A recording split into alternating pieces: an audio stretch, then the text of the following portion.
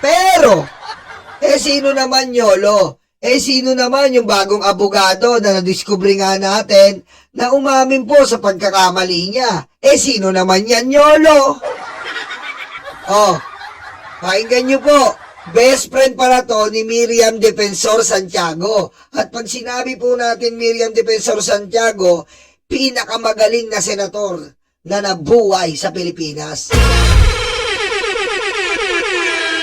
Ito po ay pinandidirian, sinusuka ni Miriam Defensor Santiago. Ito pong abogadong si Baligot. At kahapon nga po na-discover natin na siningit niya lang si Dilima. Aray ko.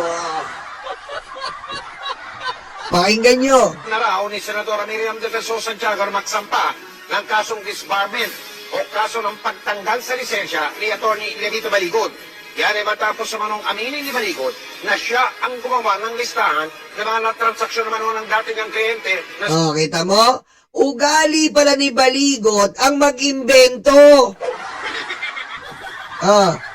Ugali po ni Baligot ang mag-imbento dahil nasita po yan ni Miriam Defensor Santiago na nagbigay ng listahan, nag-imbento ng listahan para po sa kanyang kliyente. Ulitin ko lang, baka hindi nyo narinig. Disbarment o kaso ng pagtanggal sa lisensya ni Atty. Levito Baligot. Yan ay matapos sa manong aminin ni Baligot na siya ang gumawa ng listahan ng mga transaksyon naman ng dating ang kliyente. Siya ang gumawa ng listahan. Anong ginawa niya ngayon? Siya rin po ang nag-initiate na kasama si Delima, kasama si Erwin Tulfo na hindi pa nagiging panalo nung nakaraang eleksyon. Aray ko. Yan po ang nasita sa kanya ni Miriam Defensor. Kaya po gusto nang ipadisbarya ng ating kagalang-galang kapita-pitagang Senator Miriam. Diretso. Na si Gano Luis, lumabas sa umano'y Luis list ang pangalan ni Santiago. Maring itinanggi ng senadora na sangkot siya sa pork barrel scam. Kita nyo? Ano pong gagawin niya? Kung sino po ang nag-iimbestiga, isasama niya sa listahan para magkaroon ng kasiraan. Yan po ang trabaho na ni Baligot. Matagal ng trabaho yan ni Baligot ayon kay Senador Miriam sa kanyang experience. Ngayon, dinadamay nila ngayon ang ICC, dinadamay ng Trillanes, dinadamay si Delima, dinadamay si Tito Soto, dinamay na lahat. Kumuha daw ng maleta lahat. Bakit? Para po masira po ang imahe. Ngayon naman, syempre, kapag DDS ka, tanga ka. Diba? Kapag DDS ka, tanga-tanga ka, wala kang utak eh. So, i-absorb mo lang, oo nga, ano.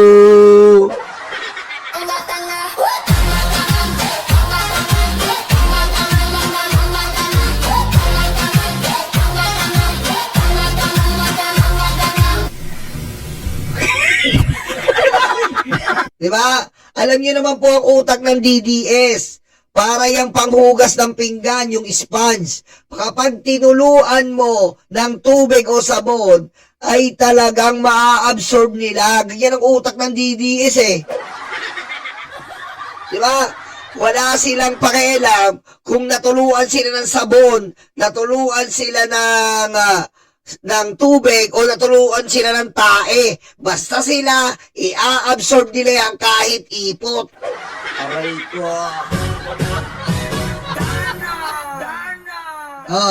Ayan po ang ginawa niya kay Senator Miriam habang iniimbestigahan po ang PDAP. Nilagay niya sa listahan si Ma'am Miriam Santiago para masira ang credibility. Ganyan din po sa ICC. Wala po kayo napapansin. Yung pulburing video nilabas ng SONA. Kaya, yung pulburing video nilabas ng SONA. Ayan po yung mga events nila eh. Para naman tayong tanga. Yung September 21, may nilabas na naman silang Saldico. Nung anniversary ng EDSA, may nilabas na naman silang 18 Marites. Susmiyo naman. Aray ko. Huwag po tayong papabola at papabudol sa tanga-tangang mga yan. Aray ko. Diretso. Una namang sinabi ng kasalukuyang abogado ni Louie na si Atty. Raji Mendoza na hindi sa kanyang kliyente nagmula ang listahan na yun. Itinanggi naman ni Baligot na kasama sa listahan niya si Santiago. Parang naulit lang. Itinanggi na naman niya ngayon. Kahapon, tinanggi niya si Dilima. Noon, tinanggi niya si Santiago. Pero siya ang gumawa. Aray ko. Di ba? Ayan na po ang sinasabi ko sa inyo. Di ba? Magaling. Yan po ang ugali na itong abogado na to. At yung abogado na yan, ay abogado rin sabit. Abogado rin sabit. Biro mo, tinatangka nilang sirain ang ICC. Dahil pag sinira nila ang ICC, syempre pag naghatol ang ICC, syempre magagalit ang Pilipino, magagalit ang DDS. Bakit? Iisipin ng mga DDS na peki naman ang ICC at nababayaran. Yun ang motibo. Tapos, kukuha sila ng simpatya o sympathy vote.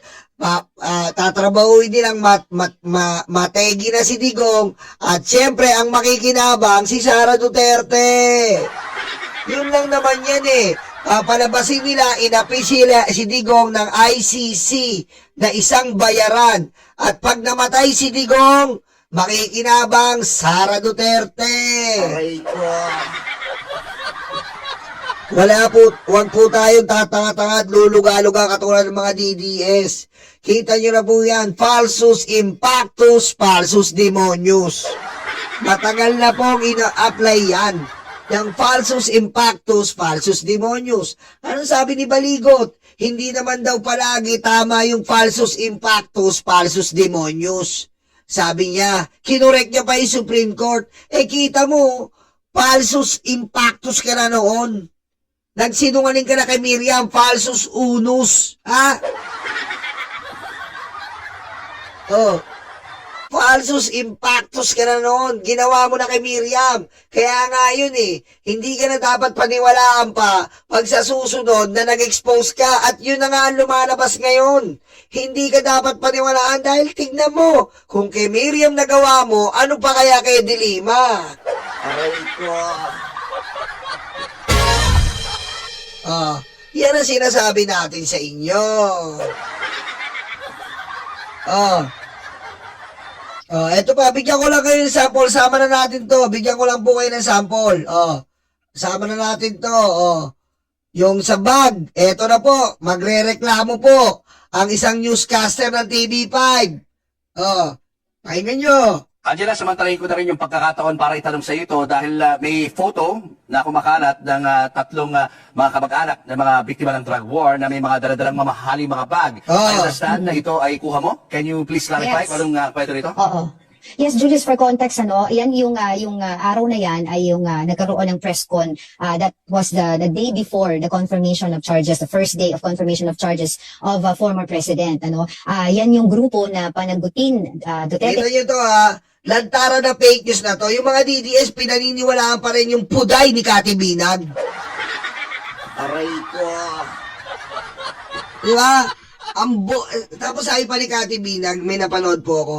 At sabi niya, bakit naman daw sinabi po ng DOJ na wala na daw po kaso na makita kay Rodrigo Roa Duterte? Bakit daw po nasa ICC pa? Aray ko. Alam mo, Kati Binag, ang bobo ng korduroy na puday mo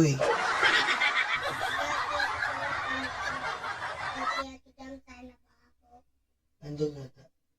Andun sa bag. Diyan, napin mo dyan. Sa dalawa niyan. Yung pula. Di ko alam. Tawagin mo tayo ate mo. Di ba? Kaya nga yun po ang silbi ng International Criminal Court. Alamin po ang systematic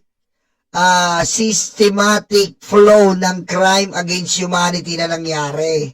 Ayun po ang silbi nun. Dahil sinisira po ni Digong ang ebidensya. Walang police report, walang blatter, diretso kabaong. At sabi nga po ni Dr. Fortun, nililibing ng may bala pa sa ulo at sa katawan. Aray ko. At pag nilibing ka, anong lalagay sa'yo? Anong ilalagay po? Ilalagay sa'yo, may sakit ka sa baga, may sakit ka na, basta lalagyan ka ng sakit. Para lang kunyari, yun ang pagkamatay mo. Kaya nga tayo tumakbo sa International Criminal Court para malaman po at magkaalaman. Diretso natin to. Panagutin Network, nagkaroon sila ng presko na yan. So, sa presko na yan, dumalo ang iba't ibang mga human rights advocates, and of course, sila Attorney Cristina Conti, sila Attorney Nelly Cormenares, at saka itong dalawa dito, yung tatlo na yan, yung sa mga kaanak ng biktima ng EJK, yung bandang left side, yung hindi nakaitim, siya yung co-convener ng Rise Up. So, yung dalawang nakaitim, yan yung kaanak, no, ng biktima ng drug war. So, I approached them, nagpakilala ako, at hiniling ko kung pwede silang ma-interview. That was before the press con. Pero sabi nga sa akin nila Attorney Cristina Conti ay pagkatapos na lang ng press con. So sabi ko, sige, kunin ko na lang po yung pangalan po ninyo at saka pipicturean ko sila. I was the one who told them to stand up para mayroong clearer angle. Pero for that particular time, Julius, wala akong nakita na mga mamahaling bag. Yung pa lang tatanga-tanga ka na, katibinag Doon pa lang tatanga-tanga ka na. Kita mo, yung mismong nag-cover ng mga tao, wala silang nakita. Tapos ikaw meron? Ano ka? Aray ko. Tapos pagkakasuhan nyo yung mga yan, halimbawa kakasuhan nyo, sinisikil po ang aming kalayaan. Martial law na to, ang hirap na to. Mainyo uniulong, may amandana na nga ako, na matuli na nga ako na imimik, kaya ako nga. Mait naman, may nuulot dito.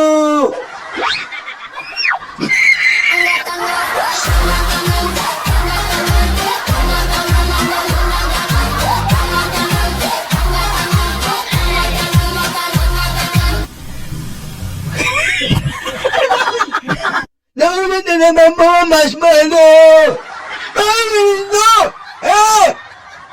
Hindi man na ito, mas malo! Mas malo na naman, mas malo mga yan! Grabe ka naman! Barandaan mo, mas malo! Aray ko. Mas malo na mas malo! Aray ko. Diba?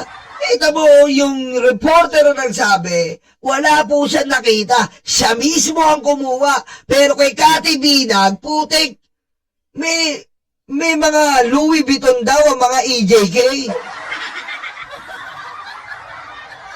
Alam mo, Kati Binag, kung inaayos mo na lang yang kurduroy mong puday at inaayos mo na lang yang mamahalin mong sasakyan na kayin, swerte-swerte, walang trabaho, nakakayin. Anak na mo, ibig sabihin, minamali pa ng mga DDS yung reporter. Ang sabi po nila sabi ng reporter, kinakampihan daw ng reporter.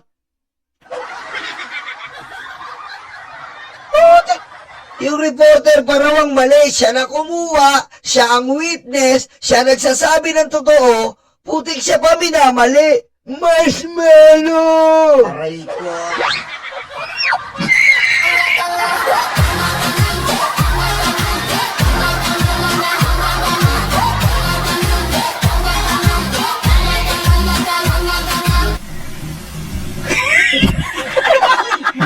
Pakinggan Balikan nyo pa. Nelly Cormenares at saka itong dalawa dito, yung tatlo na yan yung sa mga kaanak ng biktima ng EJK. Yung bandang left side, yung hindi nakaitim, siya yung co-convener ng Rise Up. So yung dalawang nakaitim, yan yung kaanak no ng biktima ng Jaguar. So I approached them, nagpakilala ako at hiniling ko kung po pwede silang ma-interview. That was before the press con.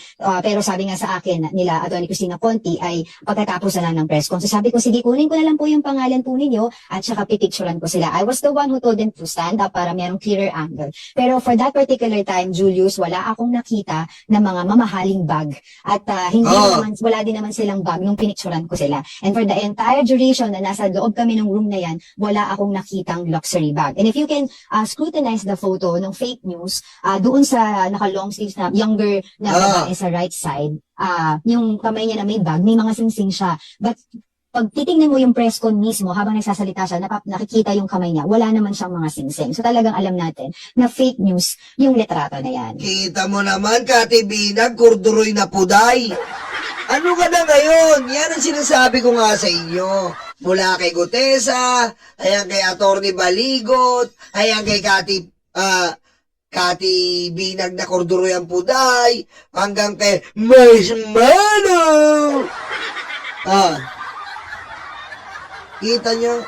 Yan ang mga DDS. Wala po silang, hindi nila alam ang meaning ng totoo. Hindi nila alam yung meaning nun. Ini-skip nila sa diksyonaryo yung meaning ng katotohanan. Kaya tayo, para tayong GMA, Team Titi. Ano po yung Team Titi? Team Totoo. Team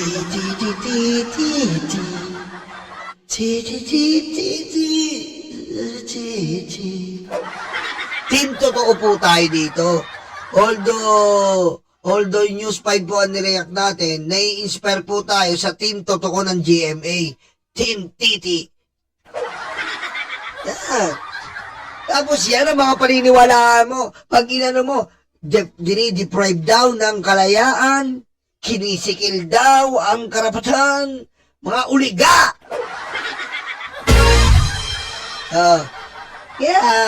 Ayan po, pero mo, binaligtad ba ng mga DDS, ng mga troll farm nila? Grabe, fake news kayo, News 5. Putik, pero mo camera mo pero mo na, ikaw ang nag-picture camera mo. Anak na putik, ikaw pa mali. Kabubo. Aray ko. Okay.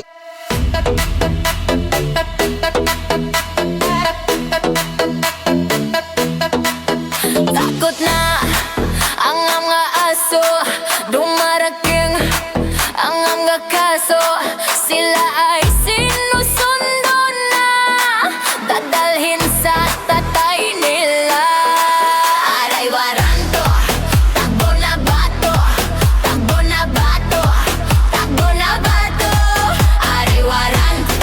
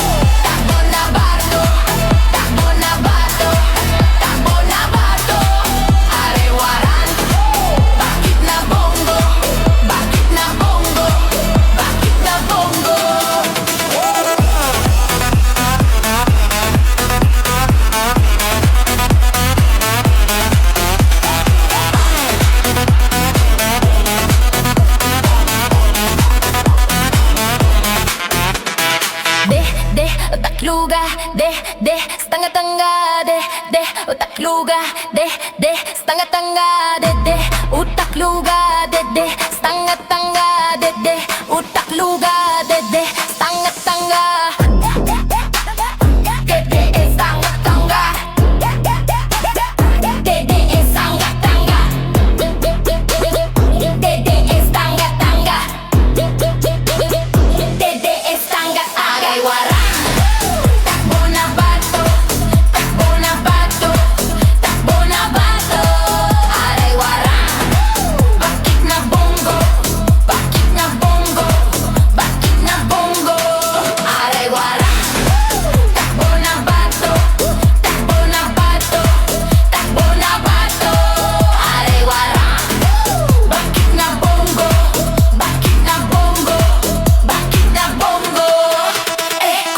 Betlog, tatay yung karton, kuduro yung betlog, tatay yung karton, kuduro yung betlog, tatay yung karton, kuduro yung betlog, tatay yung karton.